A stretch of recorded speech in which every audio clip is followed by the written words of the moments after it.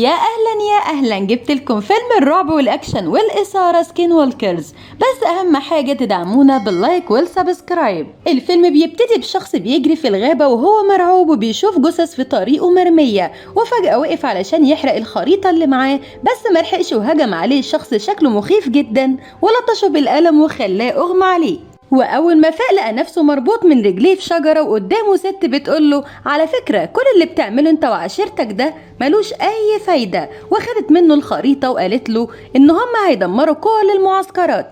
وبعد كده سألته عن الولد فقال لها وربنا ما هقولك على مكانه وأعلى ما في خيلك اركبيه.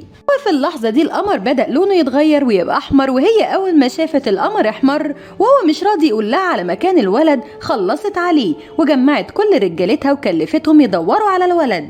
وبعدها ظهر مجموعة من الناس اللي بتحمي الولد وهما بيتفرجوا على شريط فيديو مسجله لهم زميلهم وبيطمنهم فيه على الولد وبيكلمهم عن قوة القمر الأحمر. وبعدها هجمت رجالة الست الحرباية على الناس اللي بتحمي الولد وخلصوا على واحد منهم وعذبوهم كتير جدا علشان يعرفوا مكان الولد. بس الست وكل عيلتها مرضيوش يقولوا عن مكان الولد حتى بعد ما واجهوهم انهم شافوا شريط الفيديو واتأكدوا ان الولد موجود، فخلصوا لها على جوزها قدام عينيها وبعد كده سابوهم ومشيوا. وهنا بيكلموا بعض وبيقولوا معقولة بيضحوا بنفسهم علشان ولد عمرهم ما شافوه. وبعدها فريك شغل شريط الفيديو علشان يشوفوا اي علامة توصلهم بالولد، وبيقولوا البعض انهم لازم يلاقوه قبل 4 ايام. وبيظهر معانا الولد واللي اسمه تيم وقايم عليه العركة دي كلها وهو عنده نوبة ربو، بس ما تقلقوش هيقوم منها. واول ما جه الليل وتيم نام بدأ يحلم بكوابيس وصحي مفزوع لغاية ما مامته دخلت خدته في حضنها ونيمته. وتاني يوم الصبح تيم صحي وقعد يلعب في الجاردن، ومامته اللي اسمها ريتشل قالت لعمه جونز ان من ساعة ما جوزها توفى وهي قاعدة عندهم ومعتمدة عليهم في كل حاجة وان ده مضايقها جدا. وقالت له كمان انها لازم تعتمد على نفسها وتسيب بيت عيلة جوزها وتعيش لوحدها مع ابنها. وبعدها وقفوا كلهم يدردشوا مع بعض كأسرة واحدة، وبعدها راحت على شغلها واللي هو كاشير في سوبر ماركت، ولقيت المدينة كلها عارفة ان تيم تعب امبارح واستغربت جدا. وبيكون فريك عرف من شريط الفيديو اللي شافه مكان تيم وجهز نفسه هو ورجالته وراحوا المدينة اللي فيها تيم وقعدوا يدوروا عليه. وبيكون تيم في الوقت ده مع جدته رايحين للسوق، وجدته شافت الصقر اللي بعته فريك علشان يتتبع تيم ويقول لهم على مكانه، وفي نفس الوقت لقت قدامها فريك وقال لها انا مش عايز غير الولد. وهوب طلعوا اسلحتهم قدام بعض وقعدوا يضربوا على بعض، والمدينة كلها طلعت اسلحتها علشان تحمي الولد منهم، وضرب النار بقى زي الزغاريد في كل مكان في المدينة لغاية ما جدة الولد خلته يهرب ويستخبى في اي محل. وفي الوقت ده مامته ريتشل جريت عليه وراحت له وفضلوا مستخبيين سوا لغاية ما راح لهم واحد من المدينة من ضمن اللي بيحموا الولد وهربهم من المكان كله بعربية نقل كبيرة. بس للأسف أثناء ما كان ده كله بيحصل جدة الولد ملحقتش تركب معاهم، وأثناء ما كانوا في العربية بيهربوا ريتشل وابنها سألت ريتشل هم عاوزين ايه ابن ابنها بالظبط، وقالوا لها عايزين يموتوه. فقالت لهم ليه ده مجرد طفل صغير. فقالوا لها بعد 3 ايام هيحصل حاجة لتيم عند اكتمال القمر هم مش عايزينها تحصل، واحنا خبيناك السنين دي كلها علشان نحمي الولد، وعلى فكرة دي لعنة. وفي الوقت ده فريك بيكون خلص على الجدة وهم بيكملوا لها قصة فريك ورجالته وبيقولوا لها انهم بيطلقوا على نفسهم اسم بائع الجلود. وهنا الشخص اللي بيحكي لهم الحكاية بتاعت اللعنة قال لتيم انه ذكي جدا وزي بائع الجلود بالظبط وانهم زي آلهة الموت، وقال له كمان انهم عايزين اللعنة دي تنتهي بأي شكل من الاشكال وبائع الجلود مش عايزينها تنتهي. وقال له كمان ان عنده قوة ممكن تخليه ينهي اللعنة دي للأبد، وانه مميز علشان مامته وعرقه وعنده قدرات وراثية من باباه،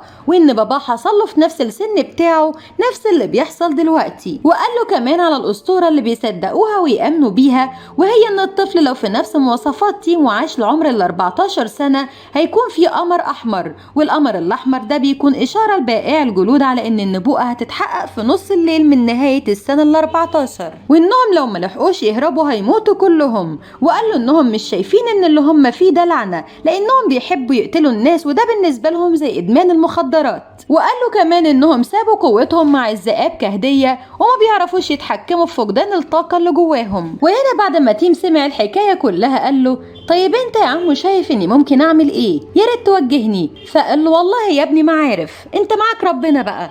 واول ما الليل دخل وكلهم في العربيه النقل بيهربوا، في مجموعه من الناس دي ايدوا نفسهم لانهم في الليل بيتحولوا لمستذئبين. وتيم ومامته فضلوا يبصوا عليهم برعب جامد جدا لانهم اول مره يشوفوا مستذئبين حقيقيين قدامهم. وتيم فضل يحاول يهدي فيهم علشان ما يفكوش القيود دي. وبيكون المستذئبين الاشرار في الوقت دوت في نايت كلاب وقاعدين يشربوا، شافوا 2 عايزين يغتصبوا البنت اللي شغاله في الكلاب.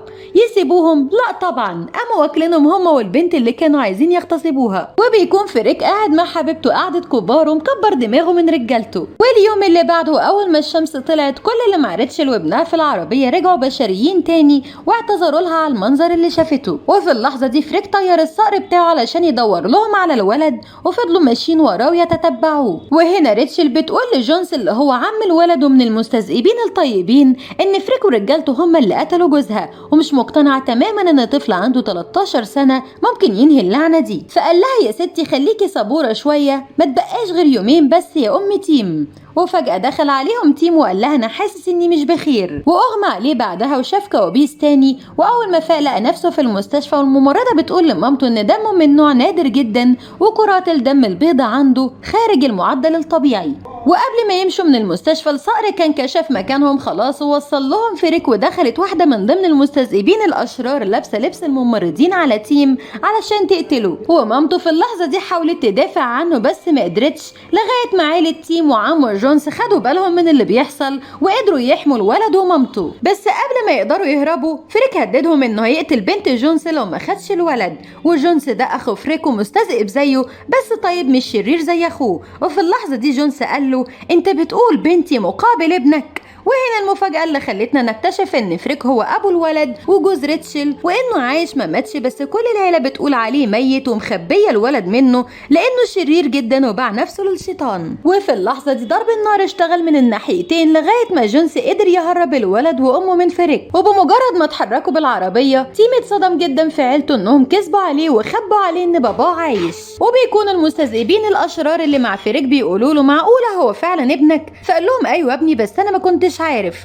فقالوا له بص هو ابنك او مش ابنك مش هيفرق معانا حاجة، الولد ده يا باشا لازم يموت. فقال لهم ايوه انا عارف وانا اللي هقتله بنفسي. وكل ده بيتقال وكاثرين بنت جونس اخوه معاهم وسمع كل اللي بيحصل، وعمها قاعد يعذب فيها علشان تتكلم. واول ما راحوا مكان امن، ادم اللي بيحب كاثرين بنت جونس بيقول لباباها انت ازاي مستحمل ان بنتك مع فريك وممكن يأذيها، سايبها له كده، لو انت تقدر انا ما اقدرش. فقال له جونس بقول لك ايه، هو عارف كويس قوي ان كاثرين مش هتقول له اي حاجه، وهو يوم واحد بس واللعنه دي هتنتهي. اتك على الصبر وما تبوظش كل اللي بنعمله. وبمجرد ما ادم خرج قعد يعيط عليها. وجي الليل وايدوا نفسهم تاني وتحولوا مستذئبين. واول ما الشمس طلعت ورجعوا بشريين، جونس راح يدور على ادم وما لقاهوش لان ادم بيكون راح ينقذ كاثرين. ومجرد ما وصل لها لقى عمها فريك مصلبها ومعذبها على الاخر. وفي الوقت ده جونس قرر انه لازم ياخد تيم وريتشل ويهربوا من المكان ده علشان ما بقاش امن عليهم. ولما راح يبلغ ريتشل بقراره،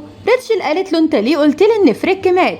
فقال لها علشان انا يوم الحادثه اللي هاجمونا فيها افتكرته مات فعلا بس انا كنت غلط. فقالت له ازاي تخبي عني كل ده اخوك وزوجي وابو تيم. فقال لها ريتشل الراجل اللي انت كنتي بتحبيه مات فعلا ساعتها، وفريك دلوقتي مش هو اللي انت تعرفيه، وانا عملت كل ده علشان خايف عليكم.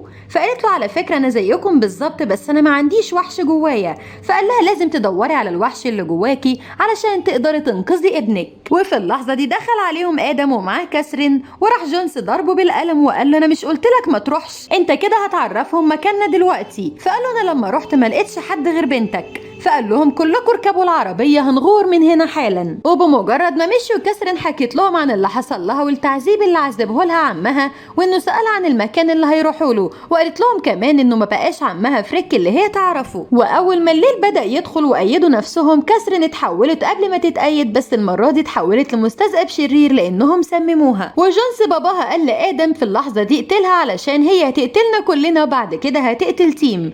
بس ادم قعد يبص لها ويفتكر حب حبه ليها ومرضيش يقتلها لغاية ما كاثرين خدت منه المسدس وخلصت عليه. ولما خلاص كانت هتهجم على تيم وتخلص عليه، باباها قدر يفك قيوده ويمسك المسدس وخلص عليها. ولسوء الحظ في اللحظة دي العربية اتقلبت بيهم، بس هم هربوا منها وفريك وصل لمكان العربية وما لقاهمش فيها. وبيكون جونس وصل بيهم لمكان مهجور وقال لريتشل انا هتحول ولو لقيتيني هأذيكم اقتليني فورا وما عندكيش اي حل تاني. وبعدها راح قافل عليهم القفص وتحول. وفي الوقت ده فريك وصل للمكان اللي كلهم فيه وهم كلهم متحولين مستذئبين، وجونس بدأ يخلص عليهم واحد ورا التاني. والمستذئبة الشريرة كسرت القفص اللي فيه ريتشل وابنها وهجمت عليهم، وريتشل ضربتها بالنار وخلصت عليها. وبكده ما تبقاش قدامهم غير فريك اللي ريتشل قعدت تستسمحه ما يأذيش الولد وراح ضاربها وخلاها اغمى عليها. وفي اللحظة دي دخل عليهم جونس وقعدوا هو واخوه يضربوا في بعض ضرب موت لغاية ما جونس افتكر انه قتل فريك ولسه كان هيهجم على تيم. راحت ريتشل مخلصة عليه زي ما اتفق معاها،